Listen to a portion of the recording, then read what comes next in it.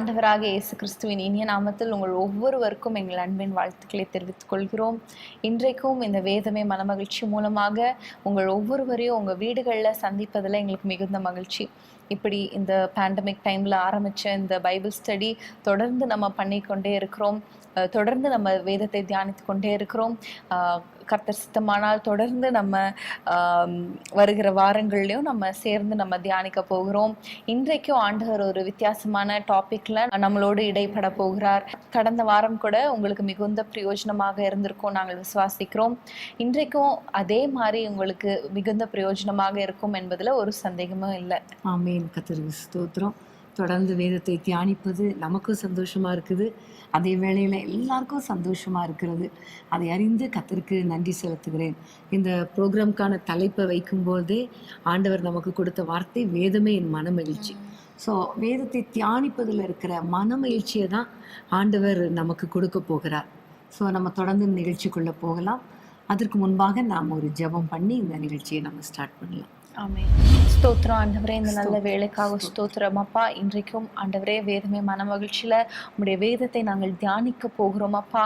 அநேகம் ஆயிரம் பொன் வெள்ளியை பார்க்கிலும் உம்முடைய வேதமே நலம் என்று நாங்கள் வாசிக்கிறோமே அப்பா. அந்த வேதத்தை, அந்த வெளியேற பெற்ற இந்த வேதத்தை எங்களுக்கு வாசிக்கிறதற்கு எங்களுக்கு கிருபை கொடுத்தீரே, தியானிக்கிறதற்கு கிருபை கொடுத்தீரே, அதற்காக ஸ்தோத்திரம் அப்பா. இத்தனையோ லாங்குவேஜஸ்ல பைபிள் இல்லை ஆண்டவரே, ஆனாலும் எங்களுக்கு இந்த பைபிளை நீங்கள் கொடுத்திருக்கிறீங்களே, அதற்காக ஸ்தோத்திரம் அப்பா. ஆண்டவரே, நாங்க இப்ப இதை தியானிக்கும் பொழுது நீர் எங்களோடு பேசும்படியாக நாங்கள் ஜெபிக்கிறோம். எங்களை முழுவதுமாக தாழ்த்தி ஒப்பு கொடுக்கிறோம். இயேசுவின் நாமத்தில் பிதாவே, ஆமென். இன்றைக்கும் ஒரு இன்ட்ரெஸ்டிங்கான ஒரு டாபிக்ல நம்ம வேதத்தை தியானிக்க போகிறோம். எல்லாருக்கும் ரொம்ப பிடித்ததான ஒரு கேரக்டர் ஸ்டடி நம்ம பண்ணலாம். ஒரு நபரை, வேதாகமத்துல உள்ள ஒரு நபரை எடுத்து அவரை குறித்து நம்ம இன்டெப்தா நம்ம தியானிக்க போகிறோம். ஏற்கனவே நம்ம இது மாதிரி நிறைய பேர் நம்ம தியானித்து இருக்கிறோம்.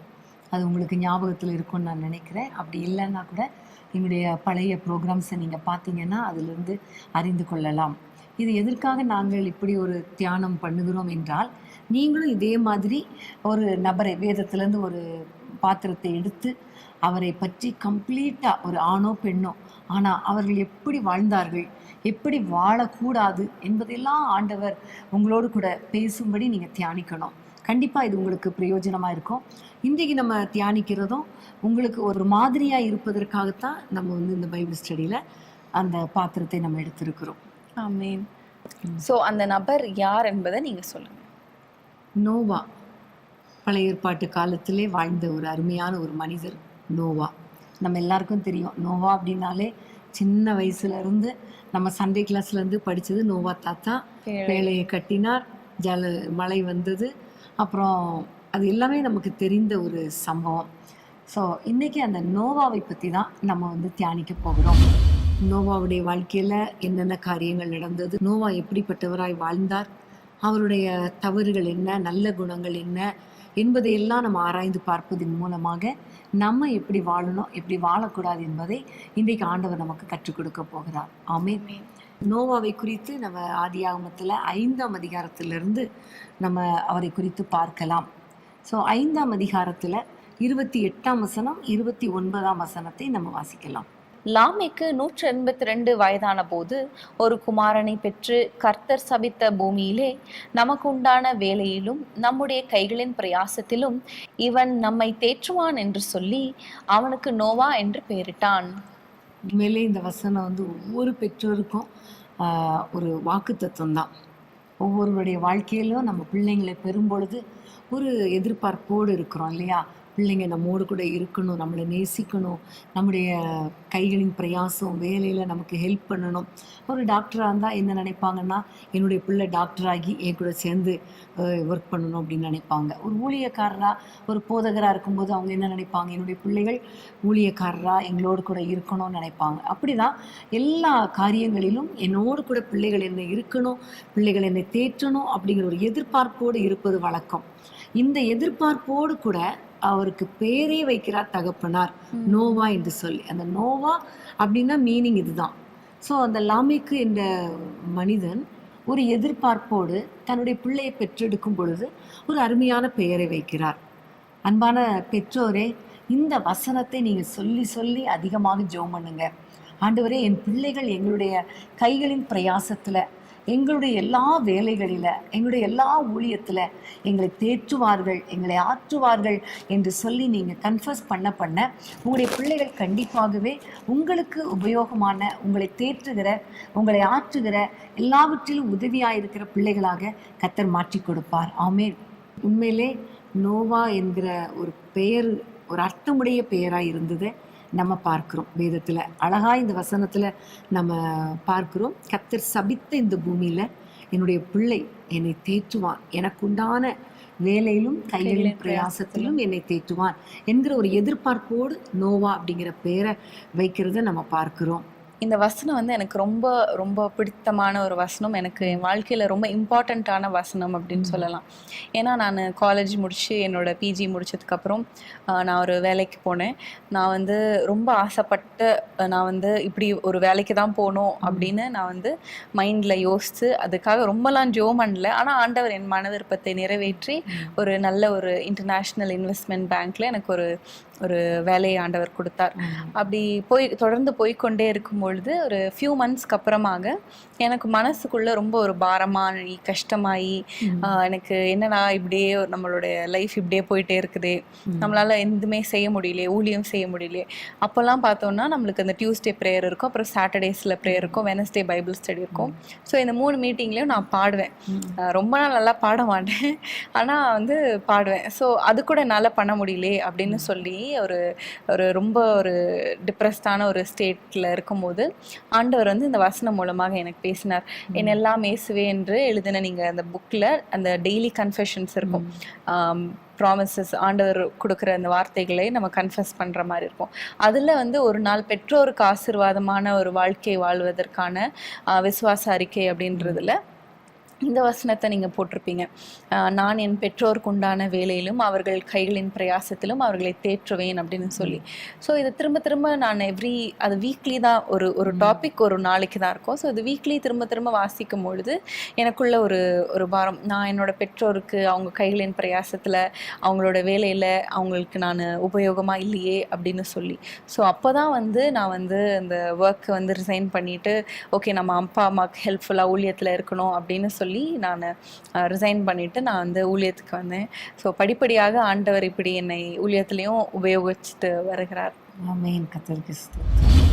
ஸோ இந்த நாட்களில் நம்ம ஒவ்வொருவரும் நம்முடைய பிள்ளைகளுக்காக நம்ம ஜெபிக்கணும் என்பது முக்கியமான ஒரு காரியம். சரி, இப்போ இதில் பார்க்கும் பொழுது நோவா என்ற பெயருக்கு அர்த்தம். அடுத்ததாக நம்ம பார்க்க வேண்டிய முக்கியமானது, நோவா எந்த சிச்சுவேஷனில் அவர் வளர்ந்தார் என்பதை நம்ம பார்க்கணும். அது பார்த்தீங்கன்னா 6ஆம் அதிகாரத்தில் ரொம்ப அந்த மனுஷர்கள்லாம் எவ்வளோ பொல்லாதவர்களாக இருந்தார்கள் என்றெல்லாம் நம்ம பார்க்குறோம், ராட்சசர்கள் இருந்தார்கள் என்றெல்லாம் பார்க்கும் பொழுது 5ஆம் வசனம் ரொம்ப அழகாக அந்த சிச்சுவேஷனை சொல்லுகிறதை நம்ம பார்க்குறோம். வாசிக்கலாமா? 5ஆம் வசனம். மனுஷனுடைய அக்கிரமம் பூமியிலே பெருகினது என்றும் அவன் இருதயத்தின் நினைவுகளின் தோற்றமெல்லாம் நித்தமும் பொல்லாததே என்று கர்த்தர் கண்டு தாம் பூமியிலே மனுஷனை உண்டாக்கினதற்காக கர்த்தர் மனஸ்தாபப்பட்டார். அது அவர் இருதயத்துக்கு விசனமாயிருந்தது. முதல்ல மனுஷனை உருவாக்கும் போது மனுஷன் தனிமையா இருப்பது தான் நல்லதில்லை என்று ஏற்ற துணை உருவாக்கினார். ஆனால் வர வர பார்க்கும் பொழுது மனுஷனை உண்டாக்குனதற்காகவே ஆண்டவர் விசனப்படுகிறதை பார்க்கிறோம். அந்த அளவுக்கு ஒரு பொல்லாத மனிதர்கள் வாழ்ந்த ஒரு சூழ்நிலை, அந்த சமுதாயம் வந்து ஒரு பொல்லாத மனிதர்களால் நிறைந்த ஒரு சமுதாயம். அவர்களையே அழிக்கணும்னு ஆண்டவர் நினைச்சார்னா அப்போ எவ்வளோ மோசமான மக்களாக இருந்திருப்பாங்க. ஆண்டவர் எவ்வளோ இரக்கமுடையவர், அன்புடையவர். அவருக்கே எப்படியாவது மனுஷர்களை கம்ப்ளீட்டாக அழிக்கணும்னு நினைச்சாருன்னா அந்த சூழ்நிலையை கொஞ்சம் யோசித்து பார்க்கணும். இந்த சூழ்நிலையில அந்த நாட்களிலே வாழ்ந்த நோவாவை குறித்து 8ஆம் வசனத்துல நம்ம வாசிக்கலாமா? 8ஆம் வசனம். நோவாவுக்கோ கர்த்தருடைய கண்களில் கிருபை கிடைத்தது. ஆமேன். நோவாவுக்கு கர்த்தருடைய கண்களில் கிருபை கிடைத்தது. ஆமேன். இந்த உலகம் பொல்லாததா இருந்தாலும், உலக மனிதர்கள் பொல்லாதவர்களாய் இருந்தாலும் நோவாவுக்கு கர்த்தருடைய கண்களில் கிருபை கிடைத்தது என்று நம்ம இந்த வசனத்துல பார்க்கிறோம் இல்லையா? அப்போ இதுல இருந்து நம்ம புரிந்து கொள்ளணும், நோவாவுக்குள்ளே சம் ஸ்பெஷல் குவாலிட்டிஸ் இருந்ததை நம்ம உணர்ந்து கொள்ள முடிகிறது. ஆண்டவர் பார்க்கிறார். எல்லா மனிதர்களும் பொல்லாதவர்களாக இருக்கும் பொழுது அங்கே ஒரு தெரிந்தெடுக்கப்படுகிற விதமாக ஒரு ஸ்பெஷலாக ஆண்டவருடைய பார்வை ஒரு மனிதன் மேலே படுது. அதுதான் நோவா. அந்த நோவாவை பார்க்கிறார். அவன் ஒரு வித்தியாசமானவனாக இருக்கிறான். மற்றவர்களை விட ஒரு வேறு பிரிக்கப்பட்ட வாழ்க்கை வாழ்கிறவனாக இருந்த உடனே அவனுக்கு கர்த்தருடைய கண்களில் கிருபை கிடைக்கிறது. நோவாவுடைய குவாலிட்டிஸ் என்ன, அதை தான் நம்ம இப்போ பார்க்க போகிறோம். இன்றைக்கி நம்ம பார்க்க போகிற முக்கியமான காரியம் நோவாவுடைய கேரக்டர் என்ன. பிரியமானவர்களே, சூழ்நிலை எப்படிப்பட்டதாக இருந்தாலும், மனிதர்கள் எப்படிப்பட்டவர்களாய் இருந்தாலும் நமக்கு தேவை கர்த்தருடைய கிருபை. அப்போ ஆண்டவரை நம்ம நோக்கி பார்க்கும் பொழுது, அவருக்கு பிரியமான ஒரு வாழ்க்கை வாழும் பொழுது கண்டிப்பாக ஆண்டவர் கண்களில் நமக்கு கிருபை கிடைக்கும். ஸோ இன்றைக்கி நம்ம நோவாவுடைய கேரக்டரை ஆராய்ந்து பார்த்து அவருடைய குணாதிசயங்கள் என்ன, அவரில் காணப்பட்ட நல்ல குணங்கள் என்னன்னு பார்த்துட்டு அதே போல் நம்முடைய வாழ்க்கையிலையும் நாம் காணப்பட வேண்டும் என்று ஆண்டவரை நோக்கி ஜெபிக்க போகிறோம். நிச்சயமாகவே நமக்கும் ஒரு கிருபை கிடைக்கும். அந்த கிருபை கிடைத்ததன் விளைவு என்ன அப்படின்னு பார்க்கும் பொழுது, நோவா மாத்திரமல்ல, நோவாவுக்கு மட்டும்தான் கிருபை கிடைத்தது, ஆனால் அவன் நிமித்தம் அவன் சந்ததியே பாதுகாக்கப்பட்டது. நம்ம எல்லாருக்குமே தெரியும். ஜலப்பிரளயம் வந்த பொழுது ஆண்டவர் ஒரு பேழையை செய்ய சொன்னார். அந்த பேழைக்குள்ளே நோவாவை மாத்திரமல்ல, நோவாவுடைய குடும்பத்தினர் அத்தனை பேரையும் வைத்து கர்த்தர் பாதுகாத்தார். பிரியமானவர்களே, உங்க மேல கர்த்தருடைய கிருபை இருக்குமானால் உங்கள் நிமித்தம் உங்கள் குடும்பத்தையே கர்த்தர் பாதுகாப்பார். அப்ப நம்ம குடும்பம் பாதுகாக்கப்படணும்னா நம்ம எப்படி இருக்கணும், எப்படி வாழணும் என்பதை இன்னைக்கு நம்ம கற்றுக்கொள்ளலாமா? இதை பேசி கொண்டிருக்கும் போது ஒரு வசனம் ஞாபகத்துக்கு வருகிறது. மத்தேயு 24:38-39 வசனங்களை நம்ம வாசிக்கலாம். எப்படி எனில் ஜல பிரளயத்துக்கு முன்னான காலத்திலே நோவா பேழைக்குள் பிரவேசிக்கும் நாள் வரைக்கும் ஜனங்கள் புசித்தும் குடித்தும் பெண் கொண்டும் பெண் கொடுத்தும் ஜல பிரளயம் வந்து அனைவரையும் வாரி கொண்டு போகும் மட்டும் உணராதிருந்தார்கள். அப்படியே மனுஷகுமாரன் வருங்காலத்திலும் நடக்கும். இது நம்ம எவ்வளோ ரிலேட் பண்ண முடியுதுல இந்த காலத்துல. கண்டிப்பாக ஆண்டவருடைய வருகை சமீபமா இருக்கிறது என்பதுல ஒரு சந்தேகமும் இல்லை. ஏன்னா இப்போ நடக்கிற எல்லா காரியங்களும் புசித்து குடித்து இந்த வேர்ல்ட்லி லைஃப்க்கு அவங்க மக்கள் எல்லாரும் இம்பார்ட்டன்ஸ் கொடுக்கறத நம்ம பார்க்குறோம். இன்னைக்கு நம்ம வாழணும், இன்னைக்கு நம்ம ஜாலியாக இருக்கணும், இன்னைக்கு நம்ம என்ஜாய் பண்ணணுங்கிறது தான் அவங்களுடைய ஐடியா இருக்குது. தவிர ஆண்டவருக்காக வாழணும் அப்படிங்கிற ஒரு எண்ணமே இல்லாமல் வாழ்ந்து கொண்டு இருக்கிறாங்க. ஸோ இப்படிப்பட்ட காலத்தில் எப்படி நோவாவோட காலத்தில் இதுவெல்லாம் நடக்கும் பொழுது நோவாவோட குடும்பம் மாத்திரம் பாதுகாக்கப்பட்டதற்கு நோவா காரணமாக இருந்தாரோ, அதே போல் இப்போ நடந்து கொண்டு இருக்கிற இந்த மனுஷகுமாரன் வரும் காலம் ஆகிய இந்த காலத்துல நம்மளுடைய வாழ்க்கையும் ஆண்டவருக்கு முன்பாக சரியாக இருக்கும் பொழுது நம்மளுடைய குடும்பமும் நம்மோடு சேர்ந்து காக்கப்படும். ஸோ அந்த நோவா என்ன செய்தார், அவரிடத்துல என்னென்ன குவாலிட்டிஸ் இருந்தது, எதனால அவங்க குடும்பம் அந்த காலகட்டத்தில் காக்கப்பட்டதுன்னு பார்த்து நம்மளும் அந்த மாதிரியான குவாலிட்டிஸை நம்ம டெவலப் பண்ணி ஆண்டவருடைய வருகையில் நம்ம குடும்பம் காணப்படணும், பாதுகாக்கப்படணும் என்று நம்ம அறிந்து கொண்டு ஜெபிக்கலாம். முதலாவதாக நோவாவுடைய வாழ்க்கையில் நம்ம பார்க்க போகிற முக்கியமான காரியம் 9ஆம் வசனத்தை வாசிப்போம். நோவாவின் வம்ச வரலாறு. நோவா தன் காலத்தில் இருந்தவர்களுக்குள்ளே நீதிமானும் உத்தமனுமாய் இருந்தான். நோவா தேவனுடைய சஞ்சரித்து கொண்டிருந்தான். இதுல 3 காரியத்தை குறித்து நம்ம பார்க்கிறோம். ஆனா 1 by 1 நம்ம பார்க்கலாம். முதலாவது பார்க்கும் பொழுது நீதிமானாய் இருந்தான். நோவாவை குறித்து சொல்லப்பட்டிருக்கிற காரியம், அவன் ஒரு நீதிமான். ஸோ நீதிமான் அப்படிங்கிற ஒரு வார்த்தைக்கு நம்ம டெஃபினிஷன் நம்ம பார்க்கணும் இல்லையா? நீதிமான் என்றாலே நமக்கு தெரியும், ஒரு பாவமும் செய்யாதவன். அதுதான் பிரசங்கி 7ஆம் அதிகாரம் 20ஆம் வசனத்துல நம்ம வாசிக்கிறோம். பிரசங்கி 7:20. ஒரு பாவமும் செய்யாமல் நன்மையே செய்யத்தக்க நீதிமான் பூமியில் இல்லை.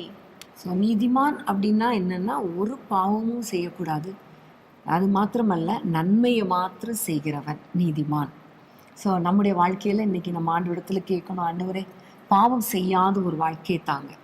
அப்போது எப்படி பாவம் செய்யாத ஒரு வாழ்க்கை வாழ முடியும் அப்படின்னா, ஆண்டவருடைய இரத்தத்தினால கழுவப்பட வேண்டும். நீதிமான் அப்படின்னாலே இரத்தத்தால் கழுவப்பட்டவன் என்று அர்த்தம். அதுதான் ரோமர் 5ஆம் அதிகாரத்தில் 9ஆம் வசனத்தில் நம்ம வாசிக்கிறோம். ரோமர் 5:9 வாசிப்போமா? இப்படி நாம் அவருடைய இரத்தத்தினாலே நீதிமான்களாக்கப்பட்டிருக்க கோபாக்கினிக்கு நீங்களாக அவராலே நாம் ரட்சிக்கப்படுவது அதிக நிச்சயமாமே. ஆமென். ஸோ அவருடைய இரத்தத்தினாலே நம்ம நீதிமான்களாக்கப்பட்டு இருக்கிறபடினால அவருடைய கோபத்துக்கு நம்ம நீங்களாக்கி ரட்சிக்கப்படுவோம் என்று ரோமர்ல நம்ம வாசிக்கிறோம். ஸோ ஒவ்வொரு நாளும் ஆண்டவரை பார்த்து நம்முடைய இரத்தத்தினால எங்களை கழுவுங்கப்பா, எங்களை நீதிமான்களாய் மாற்றுங்க. நம்ம நீதிமான் கிடையாது, ஆனால் கர்த்தர் தம்முடைய இரத்தத்தினாலே நம்மை நீதிமான் ஆக்கி இருக்கிறார். கர்த்தருக்கு ஸ்தோத்திரம். ஏனென்றால் ஏசாயால பார்க்கிறோம், நம்முடைய நீதியெல்லாம் அழுக்கான கந்தை, ஆனா ஆண்டவருடைய கிருபை தான் நம்ம இம்மட்டும் நடத்தி வருகிறது. ஸோ எப்படி நோவா நீதிமானாய் இருந்தானோ அதே போல நாமும் நீதிமான்களாய் இருக்கணும். நீதிமொழிகள்ல நிறைய காரியங்கள் நீதிமான்களை குறித்து சொல்லப்பட்டிருக்கும். அதுல ஒரு காரியம் என்னன்னா, நீதிமான் பொய் பேச்சை வெறுக்கிறான். பொய் பேச்சை வெறுக்கணும். தேவையில்லாத பேச்சு, பொய் பேசுறது, உண்மையற்ற தன்மை, இதெல்லாம் நீதிமான்களா இருக்க முடியாது. ஸோ இதெல்லாம் நம்ம விட்டுட்டு ஒரு பரிசுத்தமுள்ள வாழ்க்கை வாழணும். நீதிமொழிகள்ல பார்த்தா நிறைய நீதிமானுடைய கேரக்டர்ஸ் சொல்லப்பட்டிருக்கிறது. ஸோ நீங்க முடிஞ்சா ஒரு டாஸ்க் மாதிரி வச்சுக்கோங்களேன், ஒரு ஹோம்ஒர்க் மாதிரி. நீதிமானுடைய குவாலிட்டிஸ் என்ன, நீதிமான் எப்படிப்பட்டவன் என்னெல்லாம் ஒரு நோட் போட்டு நீங்க எழுதி பாருங்களேன், நிறைய காரியங்கள் இருக்கும். ஆமென். ஒவ்வொரு நாளும் கூட நம்ம நீதிமொழிகள்ல ஒவ்வொரு அதிகாரத்தை, இன்னைக்கு 1ஆம் தேதி என்றால் 1ஆம் அதிகாரம், 2ஆம் தேதி என்றால் 2ஆம் அதிகாரம் அப்படின்னு சொல்லி நம்ம 31 நாட்களுக்கும் நீதிமொழிகள்ல இருக்கு. ஸோ ஒவ்வொரு நாளும் வாசிக்கும் போதும் அதுல குறிப்பிடப்பட்டிருக்கோம் இல்லையா, இப்படி செய்யணும், இப்படி செய்யக்கூடாது, இப்படியெல்லாம் நம்ம செய்யணும், இப்படி செய்கிறவன் மூடன்.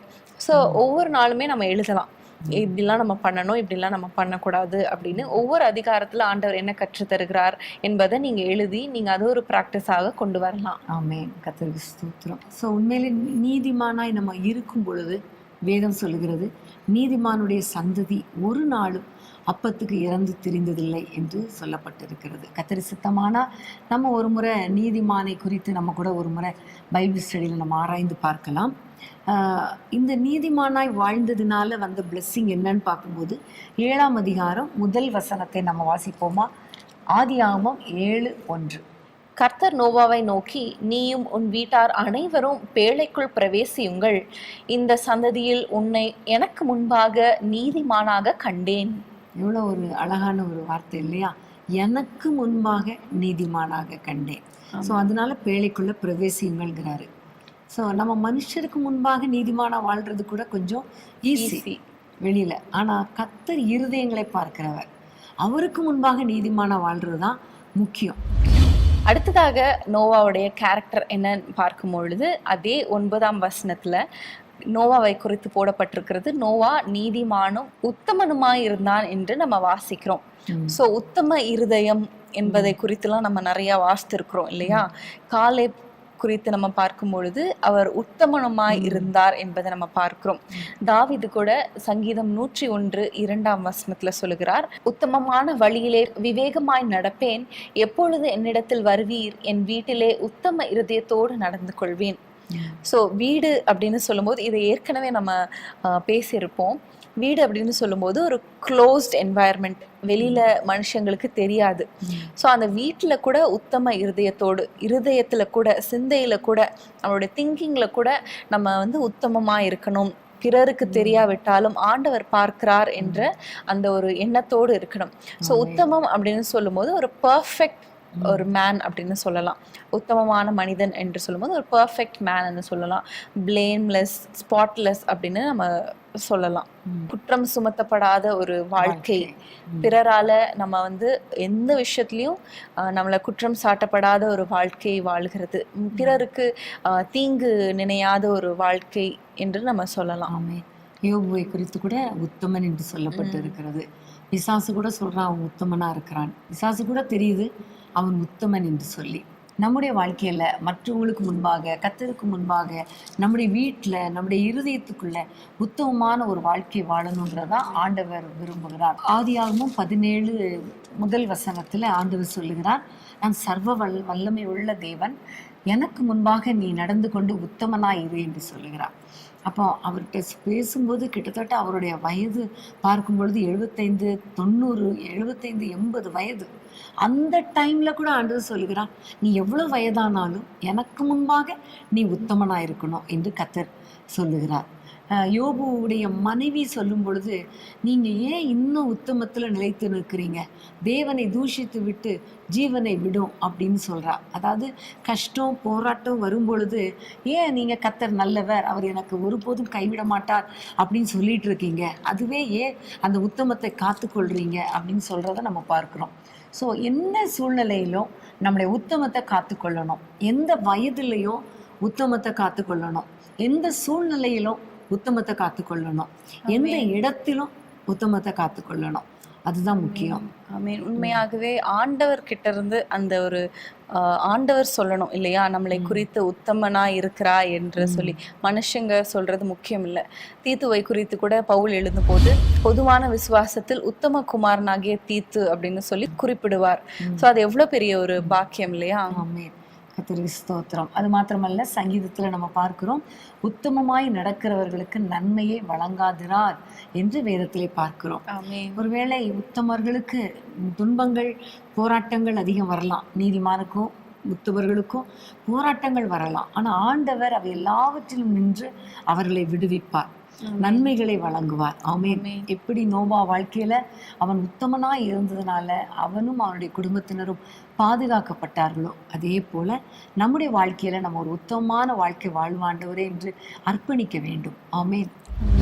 மூணாவதாக அதே வசனத்துல நம்ம பார்க்கிறோம், தேவனோடு சஞ்சரித்து கொண்டிருந்தார். ஆமென். ஆதியாகமம் 6ஆம் அதிகாரம் 9ஆம் வசனத்துல, நீதிமான் உத்தமன் தேவனோடு சஞ்சரித்து கொண்டிருந்தான். சஞ்சரித்து கொண்டிருந்தான் என்று சொல்லும் பொழுது இன்னொருத்தர் சஞ்சரித்து கொண்டிருப்பதும் நம்மளுக்கு நினைவுக்கு வருகிறது. அதாவது ஈனோக். ஸோ ஏனோக்கும் நோவாவோட முற்பிதாவாய் தான் இருக்கிறார். அவங்களோட சந்ததியில தான் நோவாவும் பிறக்கிறார். ஸோ அந்த சந்ததியாக அந்த ஒரு பழக்கத்தை உடையவர்களாக இருந்திருப்பாங்கன்னு நான் விசுவாசிக்கிறேன். எப்படி வந்து லோவிசாலுக்குள் இருந்த அந்த விசுவாசம் தீமோத்தேக்குள்ள வந்ததோ, அதே அந்த பாட்டி ஆகிய லோவிசாலுக்குள்ள இருந்த விசுவாசம் தீமோத்தேக்கு எப்படி பாஸ் ஆனாச்சோ, அதே போல ஈனோக்கு கிட்ட இருந்த அந்த குவாலிட்டி வந்து நோவா கிட்ட வந்திருக்கோம் என்று நான் விசுவாசிக்கிறேன். ஸோ சஞ்சரித்து கொண்டிருந்தான் என்று சொல்லும்போது ஆங்கில வேதாகமத்தில் நம்ம பார்க்கிறோம், நோவா வாக்ட் வித் காட் என்று குறிப்பிடப்பட்டிருக்கிறது. ஸோ வாக்ட் வித் காட் அப்படின்னு சொல்லும் பொழுது ஆண்டவரோடு நெருங்கி உறவாடுகிற ஒரு அனுபவம், அவரோடு இணைந்து பேசுகிற அனுபவம், அவர் சொல்ல இவர் கேட்க, இவர் பேச அவர் ஜெபத்தை கேட்கிற அந்த ஒரு அனுபவம், அவரால் நடத்தப்படுகிற ஒரு அனுபவம் என்று சொல்லலாம். ஒவ்வொரு காரியத்திலும் நான் உனக்கு போதித்து நீ நடக்க வேண்டிய வழியை உனக்கு காட்டுவேன் என்று நம்ம சங்கீதத்துல வாசிக்கிறோம் இல்லையா. அந்த மாதிரியான ஒரு அனுபவத்தோடு நோவா வாழ்ந்து கொண்டிருப்பார் என்பதுல ஒரு சந்தேகமும் இல்லை. ஒவ்வொரு நாளும் ஒவ்வொரு காரியத்திலையும் ஆண்டவரிடத்துல விசாரித்து, ஆண்டவரிடத்துல கேட்டு, ஆண்டவரோடு உறவாடி, ஆண்டவரோடு பேசி, ஆண்டவரிடத்திலிருந்து வார்த்தையை பெற்றுக்கொண்டு நடக்கிற அனுபவம் தான் சஞ்சரித்து கொண்டிருப்பது. அதாவது ஜெப வாழ்க்கையை குறிக்கிறது. ஆண்டவரோடு கூட நெருங்கி வாழ்ந்து ஜெபிக்கிற அனுபவம். நான் உனக்கு போதித்துங்கிற வார்த்தையை சொல்லும் பொழுதே ஒரு வசனம் ஞாபகத்துக்கு வந்தது, வழி இதுவே இதிலே நடவுங்கள் என்கிற சத்தம் கேட்டது. ஸோ ஆண்டவர் கூட வந்தாதான் அவர் சொல்லுவார், இந்த வழியில போ, கோ லெஃப்ட் ஆர் ரைட் அப்படின்னு அவர் சொல்லி கொடுப்பார். அப்போ வலதுபுறமாவது இடதுபுறமாவது சாயும் போது அந்த வார்த்தை வரும் அப்படின்னு சொல்லப்பட்டிருக்கிறது. அப்போ ஆண்டவர் கூட நடக்கிற ஒரு அனுபவம். இதை நம்ம இன்னைக்கு ஆண்டவர் இடத்துல கேட்கணும். நீங்க ஆண்டவரை, நான் உங்களோட நடக்கணும், நீங்க என் கூட இருக்கணும். இது ஜெப வாழ்க்கையும் குறிக்கிறது. தேவ பிரசன்னத்தை காத்து கொள்கிறதையும் நம்ம பார்க்கலாம். தேவனுடைய பிரசன்னத்திலேயே இருக்கிற ஒரு அனுபவம். ஆமென். நீங்க கடந்த நாட்கள்ல ஜூம் மீட்டிங்ல கூட சொல்லும் பொழுது ஆண்டவருடைய சித்தமும் நம்முடைய வாழ்க்கை, ஆண்டவருடைய சித்தம் நம்முடைய வாழ்க்கை, நம்முடைய சித்தம் எல்லாம் ஒரே லைன்ல இருக்கணும், in line with God's plan and will அப்படின்னு சொன்னீங்க. ஸோ ஆண்டவருடைய சித்தத்தின்படி நம்ம நடக்கும்போது, ஆண்டவருக்கு விருப்பமான காரியங்களை நம்ம செய்யும் பொழுது அது ஆண்டவரோடு நடக்கிறதற்கு ஒப்பா இருக்கிறது. பிரியமானவர்களே, நீங்க இன்றைக்கு ஆண்டவரிடத்துல கேளுங்க, அப்பா நான் உங்களோடு நடக்கணும். காலையில எழும்பின உடனே ஏசப்பா அப்படிங்கிற சத்தத்தோடு நம்ம எழும்பணும், அவரை துதிக்கணும். படுக்கும்போது ஆண்டவரே நான் படுக்கிறேன் அப்படின்னு சொல்லிட்டு படுக்கிற ஒரு அனுபவம், அவரோடு கூட சஞ்சரிக்கிற அனுபவம். இப்போ நம்ம 2 பேரும் வீட்டில் இருக்கிறோம், அப்போ நம்ம 2 பேரும் அடிக்கடி நம்ம பேசிட்டு இருப்போம். அதே மாதிரி தான் ஆண்டவர் நம்மோடு வாசம் பண்ணும் பொழுது நம்ம அவரோடு பேசுகிற ஒரு அனுபவம். இது கண்டிப்பா நம்ம எல்லாருக்கும் தேவை. அதனால இன்னைக்கு நம்ம ஆண்டவரிடத்துல கேட்கணும், நோவாவை போல நீதிமானா இருக்கணும்ப்பா, உத்தமனா இருக்கணும், உம்மோடு கூட சஞ்சரிக்கிற அனுபவத்தை தாங்கன்னு கேட்கும்போது கர்த்தர் கண்டிப்பா நமக்கு அப்படிப்பட்ட அனுபவங்களை கர்த்தர் கொடுப்பார். ஆமென். சின்ன சின்ன விஷயத்துல கூட ஆண்டவரே இதை நம்ம செய்யலாமா, இது செய்யக்கூடாதா, இது சரி வருமா அப்படின்னா ஆண்டவர் கண்டிப்பாக நம்மளுக்கு உணர்த்துவார். இந்த ஒரு அவருடைய சமாதானத்தின் மூலமாக அவருடைய சித்தத்தை வெளிப்படுத்துகிற தேவன் அவர். அப்பா அடிக்கடி சொல்லுவாங்க, ஒரு பெண் வாங்கணும்னா கூட நான் ஆண்டவரிடத்துல கேட்டு வாங்குவேன் அப்படின்னு சொல்லி. உண்மையாகவே அதுதான் ஆண்டவரோடு நடக்கிற அனுபவம் என்று நான் நம்புறேன். அடுத்ததாக நம்ம நோவாவுடைய வாழ்க்கையில பார்க்க போற முக்கியமான ஒரு காரியம், வேதத்தை திறந்து கொள்வோம். அதே 6ஆம் அதிகாரம் 13, 14 வசனங்கள். ஆதியாகமம் 6, 13, 14. அப்பொழுது தேவன் நோவாவை நோக்கி, மாம்சமான யாவரின் முடிவும் எனக்கு முன்பாக வந்தது, அவர்களாலே பூமி கொடுமையினால் நிறைந்தது. நான் அவர்களை பூமியோடு கூட அழித்து போடுவேன். நீ கொப்பேர் மரத்தால் உனக்கு ஒரு பேழையை உண்டாக்கு, அந்த பேழையிலே அறைகளை உண்டு பண்ணி அதை உள்ளும் புறமுமாக கீழ்பூசு. அப்போ இந்த தொடர்ந்து நம்ம வாசிக்கிற வசனத்துலலாம் அந்த பேழை எப்படி செய்யணும் என்கிற ஒரு கரெக்டான நீளம் எல்லாம் குறிப்பு எல்லாவற்றையும் கர்த்தர் அவனுக்கு சொல்லுகிறார். இதுல இருந்து நம்ம அறிந்து கொள்ளுகிற காரியம் என்னன்னா, கர்த்தர் நோவாவை நோக்கி பேசுகிறார். ஸோ ஆண்டவர் பேசுகிற அந்த வார்த்தையை, அந்த சத்தத்தை கேட்கக்கூடிய ஒரு கிருபை இந்த நோவாவுக்குள்ள இருந்ததை நம்ம பார்க்கிறோம். இவர் பேசுற அனுபவம் வேற, ஆனா ஆண்டவர் பேசுறது வேற இல்லையா? உண்மையிலே பாருங்க, நம்ம நிறைய பேசுவோம் ஆண்டவர்கிட்ட. காலில் எழுமிலிருந்து ஆண்டவர் இப்படி இப்படி இப்படி இப்படி நம்முடைய பிரச்சனை அது இது எல்லாத்தையும் சொல்லுவோம். ஆனா ஆண்டவர் எல்லா நேரத்துல நம்மோடு கூட பேசுகிறாரா அப்படின்னு கொஞ்சம் யோசித்து பார்த்தா எத்தனை காரியத்துக்கு அவர் பேசுகிறார், அவருடைய சத்தத்தை நம்ம கேட்குறோம். ஆனா இந்த நோவா கர்த்தர் பேசுகிறதை கேட்கிற ஒரு அனுபவம், ஒரு கேரக்டர் அவரிடத்துல இருந்துச்சு. வேதத்துல நிறைய பேரோடு கூட கர்த்தர் பேசினார். ஆதாம், ஏவாள், காயின் இவங்களோடலாம் பேசும்பொழுது ஒரு எச்சரிப்பின் செய்தியை பேசினதை பார்க்கிறோம். இங்க பார்க்கும் பொழுது இந்த நோவாவை பாதுகாப்பதற்காகவே ஒரு பேழையை செய்யும்படி, ஒரு அடைக்கலத்தை கொடுக்கும்படி பேசுகிறத நம்ம பார்க்கிறோம். இதே போல சாமுவேல் கூட தேவனுடைய சத்தத்தை கேட்ட ஒரு பிள்ளை இல்லையா? சின்ன பிள்ளை தான், ஆனா குழந்தையாக தான் இருந்தான். ஆனாலும் கர்த்தருடைய சத்தம் சாமுவேலுக்கு துணித்தது. அதுக்கப்புறம் போக போக அவர் பெரிய ஆளானார், ஒரு தீர்க்கதரிசியாய் மாறினார். தீர்க்கதரிசினா என்ன? கர்த்தருடைய வார்த்தையை கேட்டு மற்றவர்களுக்கு சொல்லுகிறது. அப்போ இன்றைக்கு நம்ம ஆண்டவரிடத்துல கேட்க வேண்டிய காரியம், ஆண்டவரே நீங்க என் கூட பேசும், கர்த்தாவே சொல்லும், நீங்க சொல்ற வார்த்தை என் காதுல கேட்கணும். நிறைய நேரம் நானே பேசிட்டு நானே போயிடுறேன், ஆனா நீங்க என்ன சொல்றீங்கன்னு கேட்கணும். அதுதான் பைபிள் வாசிக்கிற அனுபவம். நம்ம ஆண்டவரோடு பேசுவது ப்ரேயர் லைஃப், ஜெப வாழ்க்கை. ஆண்டவர் நம்மோடு கூட பேசுவது வேத வசனத்தை வாசிக்கிறோம். பைபிள் வாசிக்கும் போது ஒவ்வொரு வார்த்தை மூலமாக கர்த்தர் பேசுவார். இப்படி செய்யணும், இப்படி செய்யக்கூடாது, இந்த வாக்குத்தத்தத்தை உனக்கு கொடுக்குறேன், நீ கவலைப்படாதே, பயப்படாதே, சோர்ந்து போகாதே என்னெல்லாம் நம்ம ஆட்சி தேற்றுகிற வார்த்தைகள், நம்ம டைரக்ட் பண்ணுகிற வார்த்தைகள், எச்சரிக்கிற வார்த்தைகள், இப்படி நிறைய வார்த்தைகளோடு கூட கர்த்தர் பேசுவார். அதனால தான் பைபிள் மெடிடேஷன் ரொம்ப ரொம்ப இம்பார்ட்டண்ட். நிறைய பேர் என்ன செய்கிறோம், நம்முடைய பிரச்சனையெல்லாம் ஆண்டவரிடத்துல சொல்கிறோம், அதுக்கான சொல்யூஷனை நமக்கு பெற்றுக்கொள்ளாமலே எழும்பி போயிடுறோம் பைபிள் வாசிக்காமலே. ஸோ இன்றைக்கி நம்ம தீர்மானம் எடுக்கணும், நான் மெடிடேட் பண்ணுவேன் ஆண்டவரே, டெய்லி பைபிள் வாசிப்பேன், நான் ஜெபம் பண்ணுகிறவளாக மாத்திரமல்ல வேதத்தை வாசிக்கிறவளாகவும் இருப்பேன் என்று சொல்லும்பொழுது கர்த்தர் நம்மோடு கூட பேசுவார். இன்றைக்கி என்ன, ஆண்டவர் சாமுவேலைன்னு கூப்பிட்ட மாதிரி நம்ம பேரை சொல்லியா கூப்பிடுவார்? இல்லை, வேத வசனத்தின் மூலமாக பேசுவார். அது மாத்திரமல்ல, நம்ம இப்படி டிஸ்கஸ் பண்ணுறோம்ல, இந்த வசனங்கள் மூலமாக பேசுவார், ஆன்லைன் கூட்டங்கள் மூலமாக பேசுவார், சபைகளுக்கு போகும்போது உங்களுடைய போதகர் மூலமாக வசனங்கள் மூலமாய் கர்த்தர் பேசுவார், ஆராதனைக்கு போகும்போது உங்கள் போதகர் மூலமாக கர்த்தர் பேசுவார். ஆமென். அப்போ நீங்கள் சபைக்கு போகும்போதே ஆண்டவரே என்னோடு கூட பேசுங்கன்னு கேளுங்களேன். அந்த பாடல் மூலமாய் பேசுவார், வாசிக்கிற வசனத்தின் மூலமாய் பேசுவார், கொடுக்கிற தேவ செய்தி மூலமா பேசுவார், கடைசி ஜெபத்தின் மூலமாக கூட பேசுவார். ஆமென். சோ சஞ்சரித்து கொண்டிருப்பது ஜெபத்துக்கு அடையாளமா இருக்கிறது. இங்க ஆண்டவருடைய சத்தத்தை கேட்பது வேத வாசிப்புக்கு அடையாளமா இருக்கிறது என்பதை நம்ம அறிந்து கொள்கிறோம். அடுத்ததாக நோவாவுடைய கேரக்டர் என்ன அப்படின்னு பார்க்கும் பொழுது 22ஆம் வசனத்தை நான் வாசிக்கிறேன். நோவா அப்படியே செய்தான், தேவன் தனக்கு கட்டளையிட்டபடி எல்லாம் அவன் செய்து முடித்தான். சோ ஆண்டவருடைய வசனத்தை ஒன்று கூட மீறாம, குறைக்காம, கூட்டாம அப்படியே ஆண்டவருடைய வார்த்தையை கேட்டு அந்த பேழையை செய்து முடித்தார் என்பதை நம்ம பார்க்கிறோம். சோ ஆண்டவருடைய வார்த்தைக்கு கீழ்ப்படிதல்.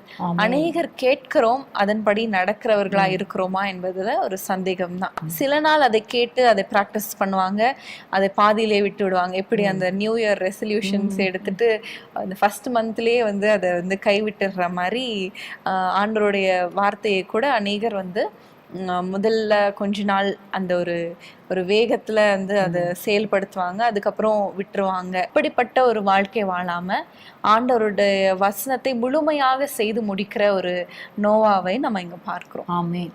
இப்போ எல்லா வார்த்தைகளுக்கும் அவர் சொன்ன அத்தனை வார்த்தைகளையும் செய்து முடித்தான். அது ஒரு முக்கியமான காரியம்.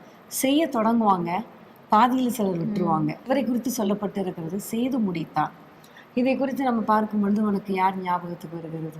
பெசலேல் எனக்கு ஞாபகத்துக்கு வருகிறது.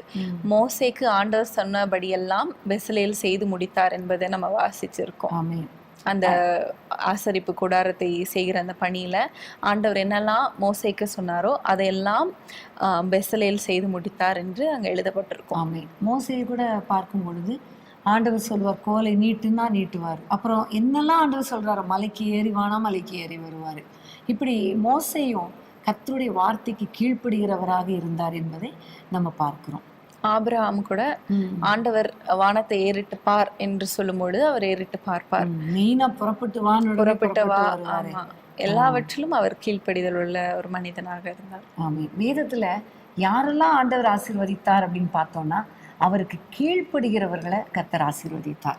யாரெல்லாம் அவருடைய வார்த்தைக்கு கீழ்ப்படுகிறாங்களோ அவர்களை எல்லாம் கர்த்தர் உயர்த்தி வைத்ததை பார்க்கிறோம். அதே வேளையில கீழ்ப்படியாதவர்களை அவர் புறக்கணித்து தள்ளினார். சவுல் தேவனுடைய வார்த்தைக்கு கீழ்ப்படியாதபடினால ராஜாவா இராதபடி புறக்கணித்து தள்ளினார் என்று நம்ம பார்க்கிறோம். ஸோ ஒவ்வொரு நாளும் அவர் சொல்லுகிறத கேட்கிறவர்களாக மாத்திரமல்ல, அதன்படி செய்கிறவர்களாக இருக்கணும். இதை குறித்து சொல்லும் பொழுது ஆண்டவர் ஒரு உவமை சொல்லுவார். கற்பாறை மேலே கட்டப்பட்ட வீடு என்று சொல்லும் பொழுது பெருமழை வந்தது, பெருங்காற்று வந்தது, பெரும் வெள்ளம் வந்தது, ஆனால் அந்த வீடு அசைக்கப்படவில்லை என்று சொல்லிட்டு அதை குறித்து சொல்லும்பொழுது என்னிடத்தில் வந்து என் வார்த்தைகளை கேட்டு அவைகளின்படி செய்கிற மனுஷன் எவனோ அவன் கற்பாறையின் மேல் கட்டப்பட்ட வீட்டுக்கு சமம். என்ன போராட்டம் வந்தாலும் சுற்றிலும் மேலே இருந்து கீழே இருந்து எல்லா பக்கத்திலும் இருந்து போராட்டங்கள் வந்தாலும் அவன் அசைக்கப்படலை. ஸோ கர்த்தருடைய வசனத்துக்கு கீழ்ப்படுகிற ஒவ்வொருவருடைய வாழ்க்கையிலும் ஆசீர்வாதம் வரும். அவர்களை எதுவும் அசைக்கவே முடியாது. சங்கீதம் 1ஆம் அதிகாரத்துல கூட ஆண்டவருடைய வேதத்தில் பிரியமா இருக்கிற மனுஷனுடைய ஆசீர்வாதங்களை நம்ம பார்க்கிறோம். பிரியமா இருந்தால் கண்டிப்பாக அதுல கீழ்ப்படுகிறதுல ஒரு பிரச்சனையே இருக்காது இல்லையா? சோ அந்த ஆண்டவருடைய வசனத்துக்கு கீழ்ப்படுகிறவர்களுக்கு ஒரு ஆசீர்வாதத்தை நம்ம சங்கீதம் 1 கூட நம்ம பார்க்கிறோம். யோசுவா 1:8 கூட நியாயப்பிரமாண புத்தகத்தில் எழுதியிருக்கிறவைகள் எல்லாம் செய்ய கவனமா இருக்கும்படிக்கு அதை தியானிக்கணும்னு சொல்லப்பட்டிருக்கிறது. இன்னைக்கு நம்ம அழகா உட்கார்ந்து தியானிக்கிறோம், அதோடு விட்டுறக்கூடாது. இந்த வார்த்தைகளின்படி நடக்க எனக்கு கிருபை தாங்கப்பா என்று கேட்கும் பொழுது கர்த்தர் கண்டிப்பா ஆசீர்வாதத்தை கட்டளையிடுவார். ஆமென். பிரியமானவர்களே, இன்றைக்கும் நம்ம நோவாவை குறித்து நம்ம தியானித்து கொண்டிருக்கிறோம். தொடர்ந்து நம்ம தியானிக்கிறதுக்கு முன்பதாக ஒரு சிறிய இடைவேளை.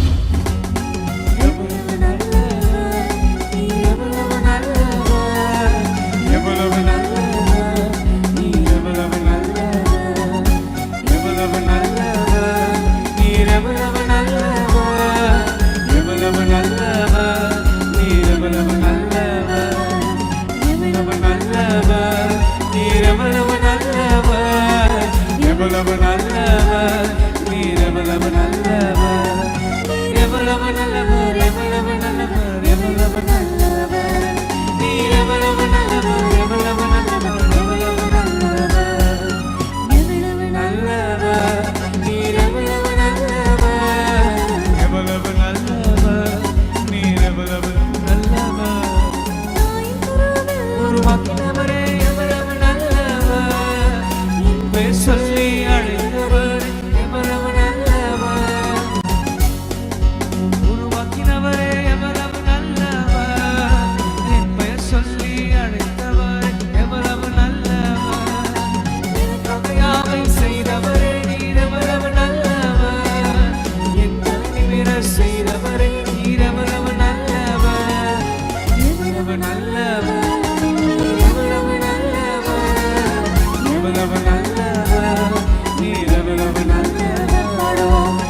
எவ்வளவு நல்லவர், நீர் எவ்வளவு நல்லவர், எவ்வளவு நல்லவர், நீர் எவ்வளவு நல்லவர், எவ்வளவு நல்லவர், எவ்வளவு நல்லவர், எவ்வளவு நல்லவர், நீர் எவ்வளவு நல்லவர், எவ்வளவு நல்லவர், எவ்வளவு நல்லவர், எவ்வளவு நல்லவர், நீர் எவ்வளவு நல்லவர், எவ்வளவு நல்லவர், நீர் எவ்வளவு நல்லவர்,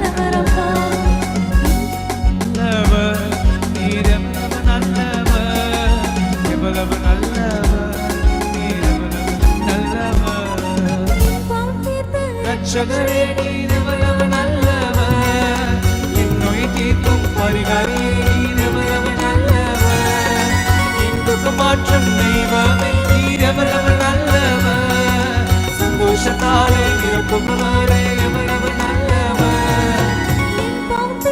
ரட்சகரே நீர் எவ்வளவு நல்லவர், என் நோய் தீர்க்கும் பரிகாரியே நீர் எவ்வளவு நல்லவர், என் துக்க மாற்றும் தெய்வமே நீர் எவ்வளவு நல்லவர், சந்தோஷத்தாலே நிரப்புபவரே எவ்வளவு நல்லவர், எவ்வளவு நல்லவர், நீர் எவ்வளவு நல்லவர், எவ்வளவு நல்லவர், நீர் எவ்வளவு நல்லவர், எவ்வளவு நல்லவர், நீர் எவ்வளவு நல்லவர், எவ்வளவு நல்லவர், நீர் எவ்வளவு நல்லவர், நீர் எவ்வளவு நல்லவர், எவ்வளவு நல்லவர், எவ்வளவு நல்லவர், நீர் எவ்வளவு நல்லவர், எவ்வளவு நல்லவர், எவ்வளவு நல்லவர், எவ்வளவு நல்லவர், நீர் எவ்வளவு நல்லவர், எவ்வளவு நல்லவர், நீர் எவ்வளவு நல்லவர். ஹalleluya. இந்த பாடலை சமீபத்துல ஆண்டவர் அம்மாக்கு கொடுத்த பாடல். ஹalleluya. இந்த பாடலை பாடும்போதே ஆண்டவருடைய அன்பு நம்மளை நிறைக்குது இல்லையா? அவருடைய அன்பு நம்மளை நினைத்து பார்க்கும் பொழுது எவ்வளவு பெரிய தேவன் இல்லையா? எவ்வளவு அன்பான தேவன், நம் பாவம் தீர்த்த தேவன், நம்மளுடைய நோயை குணமாக்கின பரிகாரியாய் இருந்தார். இந்த கொள்ளை நோய் காலத்துல எவ்வளவு நன்மையாய் ஆண்டவர் நம்மளுக்கு பாதுகாப்பை கொடுத்தார் இல்லையா? ஒருவேளை நீங்க கோவிட்னால பாதிக்கப்பட்டிருக்கலாம், அதிலிருந்து மீண்டு வர ஆண்டவர் கிருபை செய்தார். ஹல்லேலூயா. அவர் நம்மோடு இருக்கிற தேவனாய் இருக்கிறார், நம்மை காத்த எபினேசராய் இருக்கிறார், இம்மட்டும் நடத்தின எபினேசராய் இருக்கிறார். திரும்ப இந்த பாடலை நம்ம பாட போறோம். சந்தோஷமாக கரங்களை தட்டி எங்களோடு சேர்ந்து ஆண்டவருடைய அன்பை உணர்ந்து, ஆண்டவரே நீர் எவ்வளவு நல்லவராய் இருக்கிறீரப்பா என்று சொல்லி பாடுவோமா?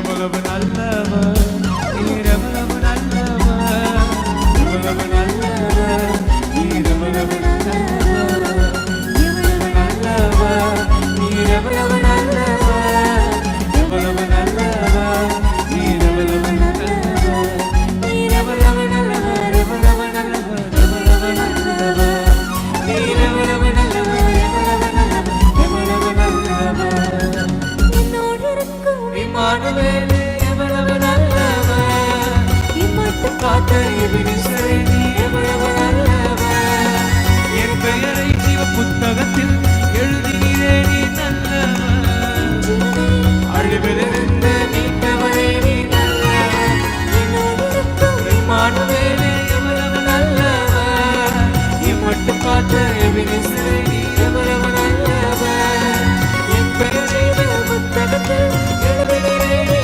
நல்லவர், சிவனை அழிவிலிருந்து மீட்டவரே நீ நல்லவர், எவ்வளவு நல்லவர், நீர் எவ்வளவு நல்லவர், எவ்வளவு நல்லவர், நீர் எவ்வளவு நல்லவர், எவ்வளவு நல்லவர், நீர் எவ்வளவு நல்லவர், எவ்வளவு நல்லவர், நீர் எவ்வளவு நல்லவர், நீர் எவ்வளவு நல்லவர், எவ்வளவு நல்லவர், எவ்வளவு நல்லவர், நீர் எவ்வளவு நல்லவர், எவ்வளவு நல்லவர், எவ்வளவு நல்லவர், நீர் எவ்வளவு நல்லவர், எவ்வளவு நல்லவர், எவ்வளவு நல்லவர், எவ்வளவு நல்லவர், நீர் எவ்வளவு நல்லவர், எவ்வளவு நல்லவர், நீர் எவ்வளவு நல்லவர்.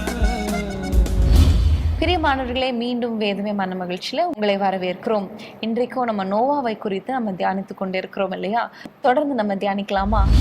அடுத்ததாக நம்ம நோவாவுடைய வாழ்க்கையில நம்ம பார்க்கிற ஒரு முக்கியமான கேரக்டர் எபிரேயர் 11ஆம் அதிகாரம் 7ஆம் வசனத்தை வாசிக்க கேட்போம். எபிரேயர் 11:7. விசுவாசத்தினாலே நோவா தற்காலத்திலே காணாதவைகளை குறித்து தேவ எச்சரிப்பு பெற்று பயபக்தி உள்ளவனாகி தன் குடும்பத்தை இரட்சிப்பதற்கு பேழையை உண்டு பண்ணினான்.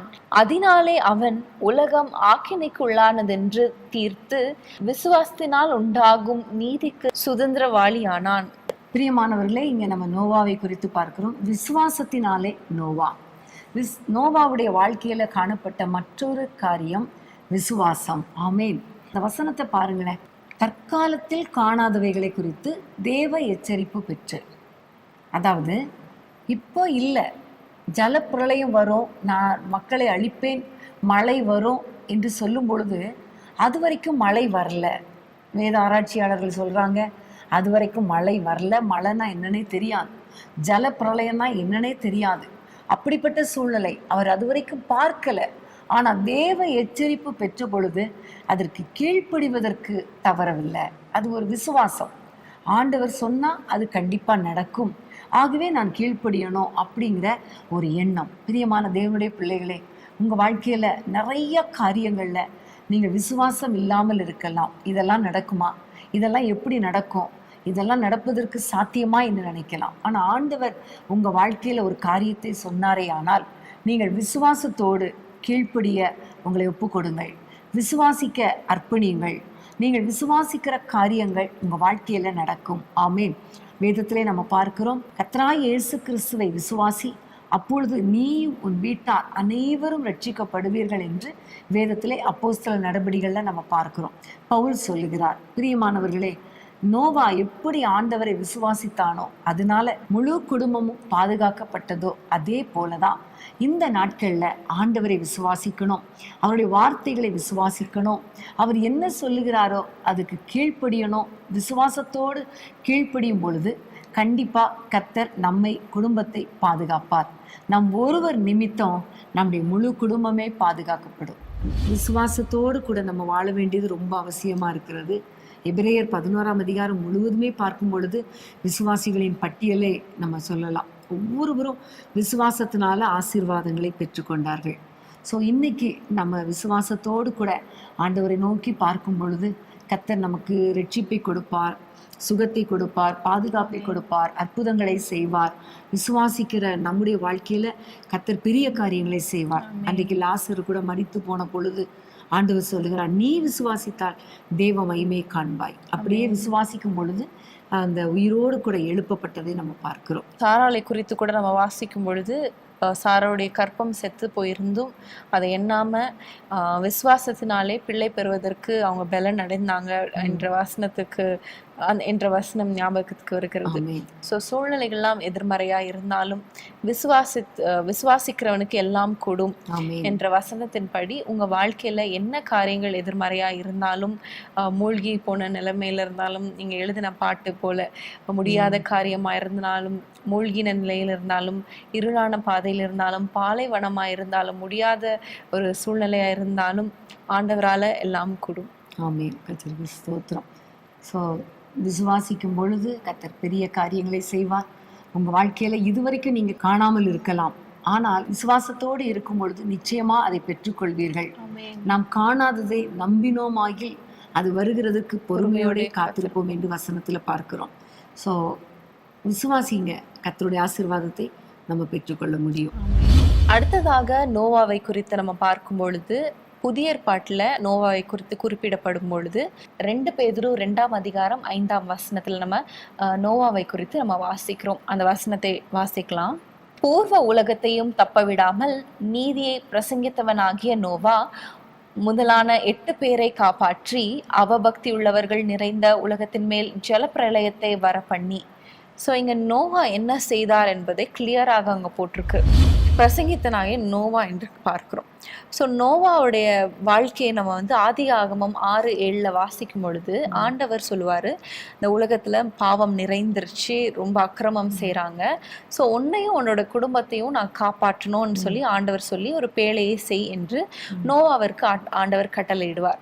ஆனா வந்து நோவா செய்ததை இங்க நம்ம வாசிக்கிறோம். ஆண்டவர் வந்து நோவா இடத்துல போய் நீ வந்து ஜனங்களுக்கு பிரசங்கி அப்படின்னு சொல்லல.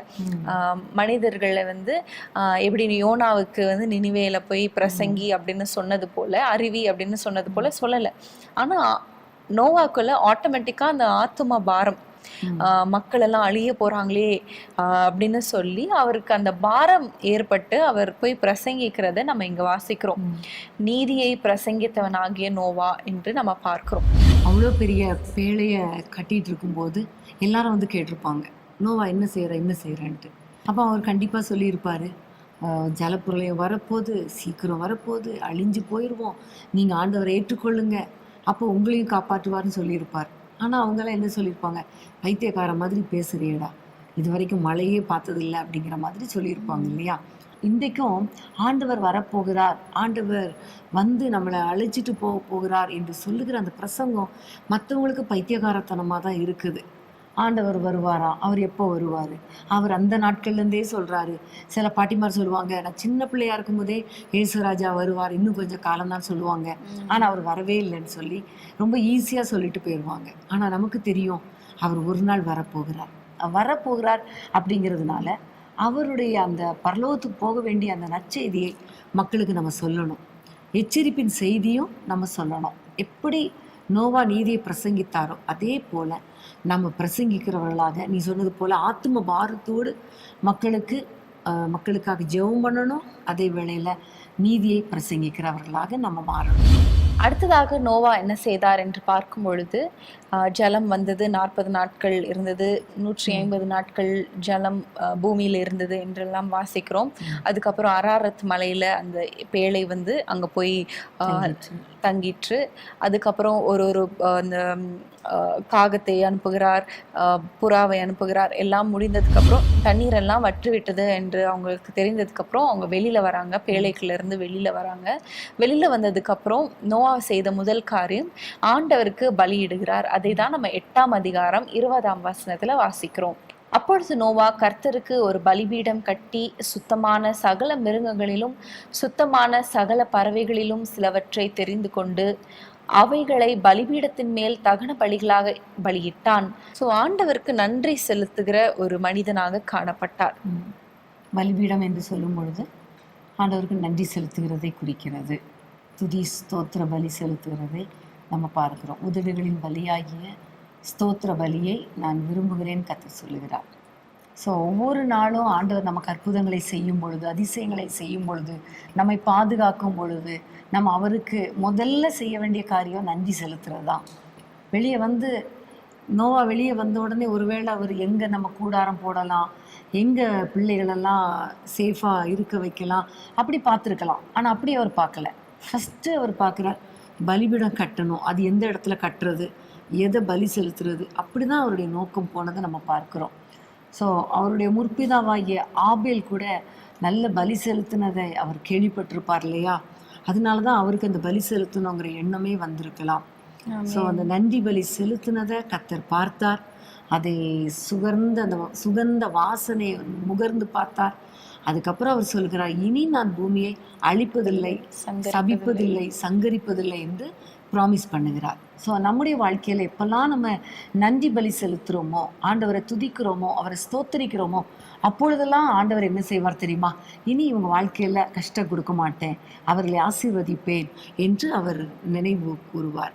ஆமென். 9ஆம் அதிகாரம் 1ஆம் வசனத்துல கூட பார்க்கிறோம், பின்பு தேவன் நோவாவையும் அவன் குமாரரையும் ஆசிர்வதித்து நீங்கள் பலுகி பெருகி பூமியை நிரப்புங்கள் என்று ஆசிர்வதிக்கிறார். ஸோ பலிபீடம் கட்டி ஆண்டவருக்கு முதலாவது நன்றி செலுத்தும் பொழுது அதுல ஆண்டவர் பிரியப்படுகிற தேவனா இருந்து அவங்களை ஆசிர்வதிக்கிறார். சங்கரிக்க மாட்டேன், இனி அவங்களை அழிக்க மாட்டேன்னு சொல்லி அந்த ஒரு உடன்படிக்கையும் செய்து ஆசிர்வதிக்கிற தேவனாயும் அங்க பார்க்கிறோம். கர்த்தருக்கு ஸ்தோத்திரம். உண்மையிலே ரொம்ப ஆச்சரியமா இருக்குது. அதனால தான் ஆண்டவர் முதலாவது தேவனுடைய ராஜ்யத்தை தேடணும்னு கர்த்தர் சொல்லுகிறார். இவன் எல்லாம் உங்களுக்கு கூட கொடுக்கப்படும் என்று சொல்லுகிறார். அதுக்கப்புறம் உள்ள வசனங்களை வாசித்தா அவ்வளோ ஆச்சரியமா அவர்களுக்கு வாக்குத்தத்தங்களை கர்த்தர் கொடுக்கிறார். ஸோ நம்முடைய வாழ்க்கையில எப்பவுமே நம்ம நன்றி செலுத்துறவர்களா இருக்கணும். கர்த்தர் நமக்கு ஒரு நன்மை செய்து முடித்த உடனே அவருக்கு நன்றி செலுத்தணும். நன்மைகளை மறக்கக்கூடாது. ஒரு முறை 9-10 குஷ்டரோகிகள் ஆண்டவரிடத்தில் வந்து, ஆண்டவரே எங்களை சுகமாக்கும் என்று சொன்ன பொழுது 10 பேரையும் சுகமாக்கி அனுப்பிட்டார். நீங்க போங்கன்னு சொல்லிட்டாரு. அப்போ போற வழியில அவங்க சுகமாகறாங்க. ஒரே ஒருத்தர் மட்டும் திரும்பி வந்து ஆண்டவரை நோக்கி, ஆண்டவரே உமக்கு ஸ்தோத்திரம்னு பணிந்து கொள்ளுகிறான். அப்ப ஆண்டவர் கேட்ட கேள்வி என்னன்னா, மற்ற 9 பேர் எங்கே? சுஸ்தமாக்கப்பட்டவர் 10 பேர் அல்லவா, மற்ற 9 பேர் எங்கேன்னு கேட்கிறார். அதுல இருந்து நமக்கு தெரியுது, அவர் நன்றியை எதிர்பார்க்கிறார், ஸ்தோத்திரத்தை எதிர்பார்க்கிறார். நன்றி எறிதல் உள்ளவர்களா இருங்கள் என்று வேதத்திலே ஒரு வசனம் சொல்லப்பட்டு இருக்கிறது. நம்முடைய வாழ்க்கையில அதிகமாக ஆண்டவரை துதிக்கணும், ஆண்டவரை அதிகமாக ஸ்தோத்திரிக்கணும். ஒவ்வொரு செகண்டும் நம்மளை பாதுகாக்கிறாரே, இதுக்கே நம்ம ஆண்டவருக்கு நன்றி பலி செலுத்தணும். அப்படி செலுத்தும் பொழுது கண்டிப்பா அதில் பிரியப்பட்டு இதுவரைக்கும் செய்த தீமைகளை எல்லாம் கர்த்தர் மாற்றி நன்மைகளை செய்வது மாத்திரமல்ல, வருகிற நாட்கள்ல நீ சொன்னது போல வாக்குத்தத்தங்களை கொடுத்து நம்மை ஆசீர்வதிப்பார். ஸோ இவ்வளோ நேரம் நம்ம பார்க்கும்போது நிறைய நன்மையான காரியங்கள், நல்ல கேரக்டர்ஸை நம்ம பார்த்தோம். ஸோ அதை வாசிக்கும் போதே, தியானிக்கும் போதே நாமும் இப்படிப்பட்ட வாழ்க்கை வாழணும் அப்படிங்கிற ஒரு ஆசை இருக்குது இல்லையா? கர்த்தருக்கு ஸ்தோத்திரம். நிச்சயமா அப்படி நம்ம வாழும்போது நம் நிமித்தம் நம்முடைய குடும்பத்தை கர்த்தர் ஆசீர்வதிப்பார், பாதுகாப்பார். நம்ம மேல கர்த்தருடைய கிருபை எப்பவும் இருக்கும். கர்த்தருக்கு ஸ்தோத்திரம். அதே வேளையில நோவாகிட்டத்துல காணப்பட்ட ஒரு தவறான ஒரு காரியத்தையும் நம்ம பார்த்து நாம் அப்படி நடக்கக்கூடாது என்பதற்காக நம்ம அதை தியானிக்க போகிறோம். இதை குறித்து ஆதியாகமம் 9ஆம் அதிகாரத்துல நம்ம பார்க்கிறோம். நோவா திராட்சை ரசம் குடித்து அவன் வெறி கொண்டு வஸ்திரம் விலகி படுத்திருந்தான். உடனே அவனுடைய மகன் காம் பார்த்து உள்ள வந்து பார்த்துட்டு, அப்பா இப்படி படுத்திருக்கிறார் என்று சொல்லி அவன் என்ன செஞ்சிருக்கணும்? ட்ரெஸ்ஸு நல்லா மூடி விட்டுருக்கலாம், ஒரு வஸ்திரத்தை நேராக்கி இருந்திருக்கலாம். ஆனால் அவன் என்ன பண்ணிட்டான்? வெளியே வந்து தன்னுடைய சகோதரர்களிடத்துல சொல்லிட்டான். இது ஒரு பெரிய தப்பு தான். ஆனால் அடுத்த சேமும் யாப்பேத்தும் என்ன செஞ்சாங்கன்னா, அவங்க உள்ள போய் பின்பாக பார்த்து தன்னுடைய தகப்பனுடைய நிர்வாணம் காணப்படாதபடிக்கு மூடி வைத்தார்கள் என்பதை பார்க்கிறோம். இது அவனுக்கு தெரிந்த உடனே அவன் எழுந்து அவன் தன்னுடைய 2 மகன்கள் செய்த காரியத்தை அறிந்து அவர்களுக்காக சந்தோஷத்தோடு அவர்களை ஆசீர்வதிக்கிறான். அதே வேளையில காம் செய்த காரியத்தையும் அறிந்து காமுடைய மகனாகிய கானானை சபிக்கிறதை நம்ம பார்க்கிறோம். கானான் சபிக்கப்பட்டவன் என்று சொல்லுகிறான். அந்த ஒரு சாபத்தினால அவன் தப்பு பண்ணாலும் அன்னைக்கு மன்னிச்சு விட்டுருந்துருக்கலாம், இப்படி பண்ணாதப்பான்னு கண்டிச்சு விட்டுருக்கலாம். ஆனா அப்படிப்பட்ட காரியத்தை நோவா செய்யாம உடனே சாபம் கொடுத்துட்டான். அதன் விளைவு அந்த கானானியர் கடைசி வரைக்கும் சபிக்கப்பட்டவர்களாய் இருந்தார்கள் என்பதை நம்ம பார்க்கிறோம். பிரியமான தேவனுடைய பிள்ளைகளே, உங்களுடைய பிள்ளைகள் ஒரு தவறு செய்யும் பொழுது நீங்க அவங்கள கண்டிக்கணும். அவர்களுக்காக ஆண்டவரிடத்துல மன்றாடி ஜெபிக்கணுமே தவிர அவர்களை ஒருபோதும் சபிக்கக்கூடாது.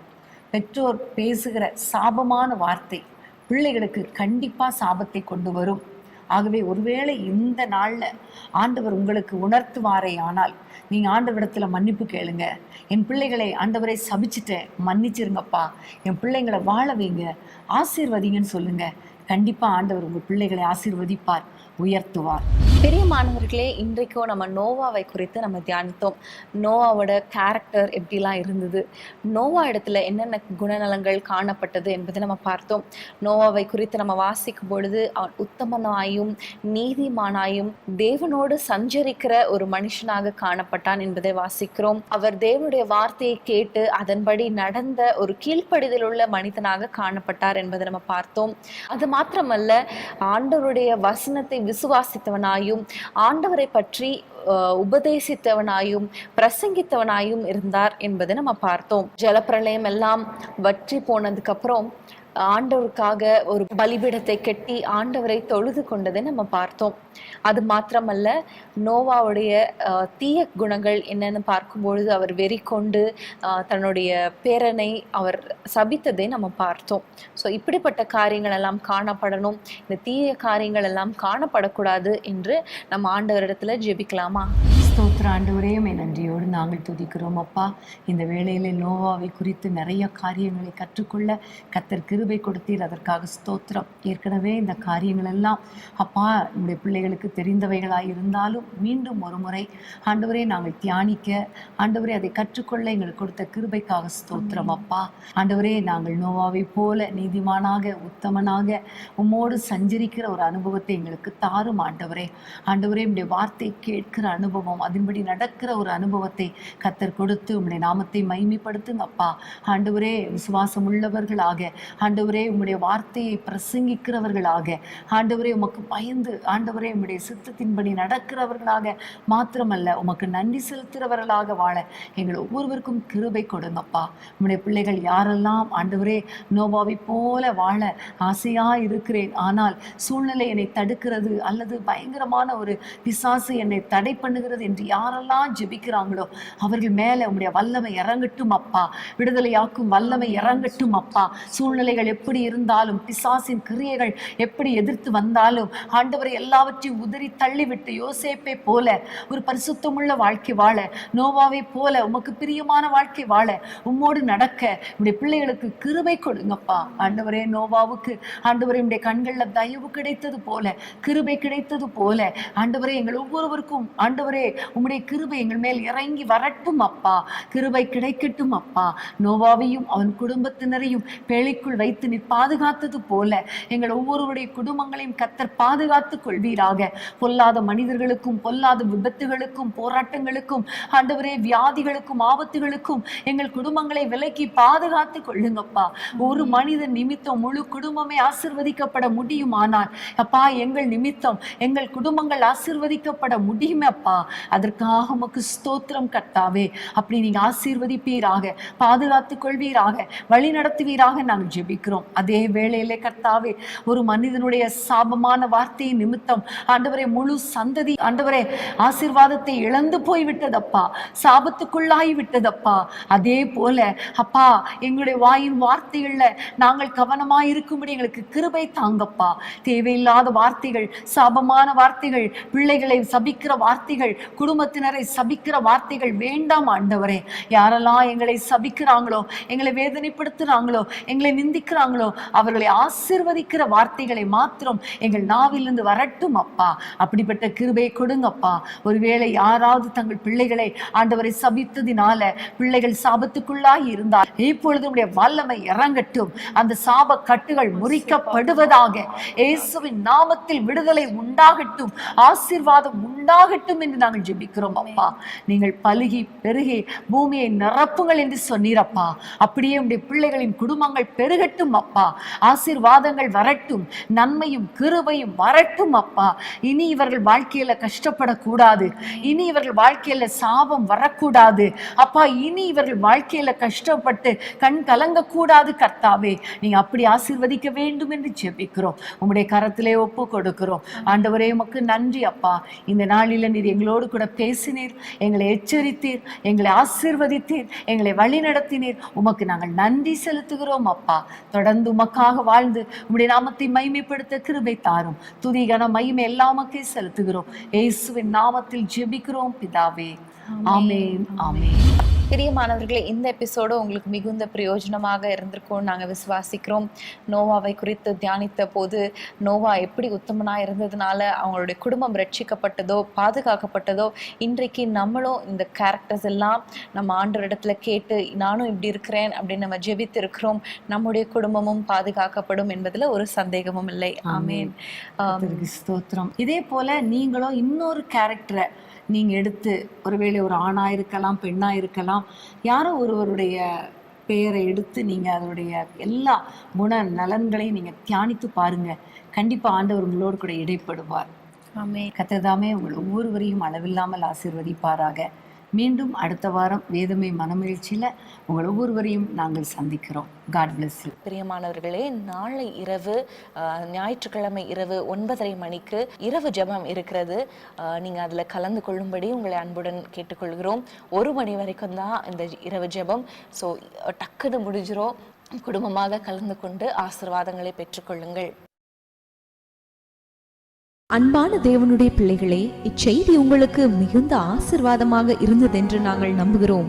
தொடர்ந்து எங்கள் செய்திகளை கேட்டு கர்த்தருக்குள் ஆசீர்வதிக்கப்பட ஜீசஸ் மீட்ஸ் மினிஸ்ட்ரீஸ் என்கிற எங்கள் யூடியூப் சேனலை சப்ஸ்கிரைப் செய்யுங்கள். மேலும் உங்கள் ஜெப உதவிக்கு எங்களோடு நீங்கள் தொடர்பு கொள்ள வேண்டிய தொலைபேசி எண் 9842252836 மற்றும் 7299546363. Email gpsrobinson@hotmail.com. கர்த்தர் உங்களை ஆசீர்வதிப்பாராக.